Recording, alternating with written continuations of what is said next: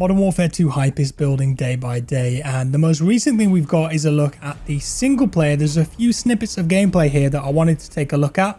Early access information for the game, which I thought was quite interesting, because I don't think they've ever done anything like this before. And also a potential release date for Warzone 2, which, being totally honest with you, I did not expect. And if the document is true, then Warzone 2 is releasing a lot sooner than many of you realized it would. We're going to start off here by looking at the campaign gameplay, and I think this is Soap running across the camera, carrying what looks like a Remington MSR sniper rifle. And I think that's Vargas in the background there with an MPX. Nice little SMG that is, and a big favourite for me from Battlefield 4.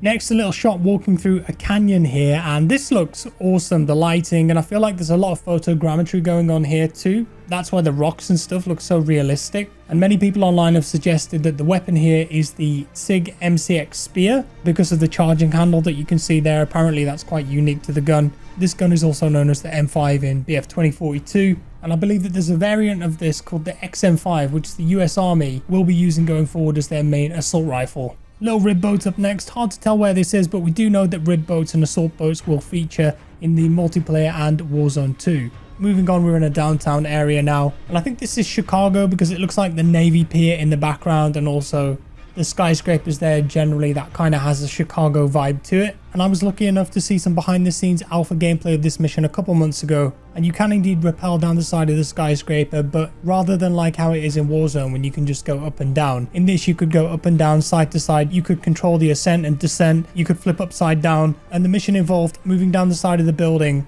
stealthily taking out people on the interior through the glass, kind of like a stealth puzzle section. It was pretty cool. Tactical team stacking up on a gate ready to breach. Ghost here carrying the Honey Badger, looking pretty badass. Vargas takes a leap of faith here with Ghost stood next to him.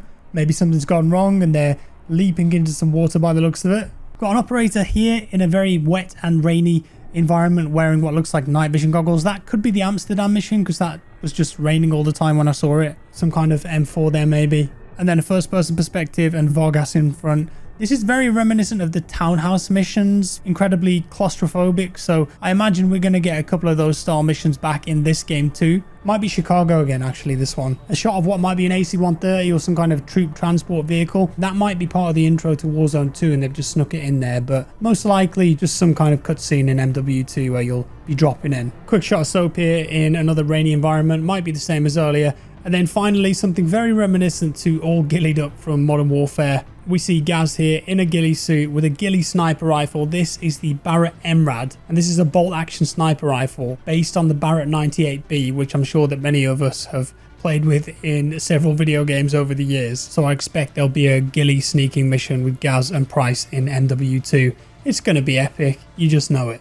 And that's it for the little teaser here. Now, the announcement about early access was early access for the campaign. If you pre-order any digital version of MW2, you'll be able to play just the campaign a week early. So the game comes out 28th of October. So that means depending on your time zone, if you pre-order, you'll be able to play on the 20th or the 21st. And as I mentioned at the start, I don't think they've ever done anything like this before, early access to a campaign. And for me, it makes me think that they're really proud of it and really confident in it. And they don't want it to be an afterthought, which is usually what COD campaigns are. At least the way I do COD games is I'll blast through the campaign in like 4 to 5 hours and then just jump into multiplayer and never go back to the campaign again. I'm not much of a completionist, but I enjoy the campaigns. I just don't replay them. And you tend to forget a lot of stuff that happens in them. So I see this as Infinity Ward and Activision giving the campaign its time in the limelight before the craziness of the multiplayer DMZ and Warzone 2 takes over.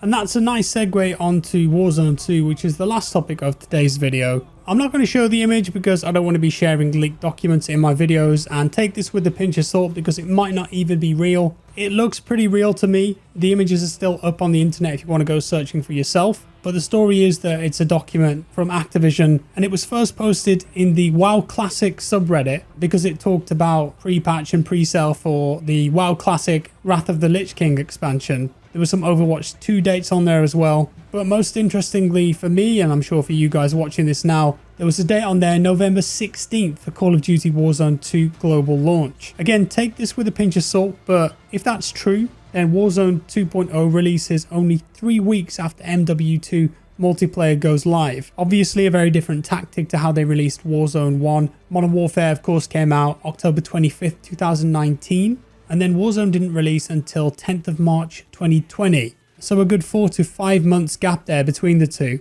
And logic dictates that they did that because maybe Warzone just wasn't ready to go at that period of time when MW19 launched. But also you could say that maybe they did it to give MW a bit of breathing room with their first couple of seasons so people could experience that game on its own and then all the new maps and guns and operators and game modes that came alongside it. But this time around, if it's only 2.5 to 3 weeks after launch, they're going to go hard on Warzone. And I imagine that this is because the player base for Warzone compared to traditional COD titles massively outweighs those games. There's just way more people playing battle royale games now than there is arena type games like COD. And perhaps again, I'm making assumptions here. The devs, Activision, have looked at that and gone, well, this time around maybe we can give Call of Duty Warzone 2 out for free like we did with the first one, and that might incentivize people to buy MW2 for leveling guns and getting that classic COD experience there. But we'll have to wait and see on that one. Again, rumors at the moment.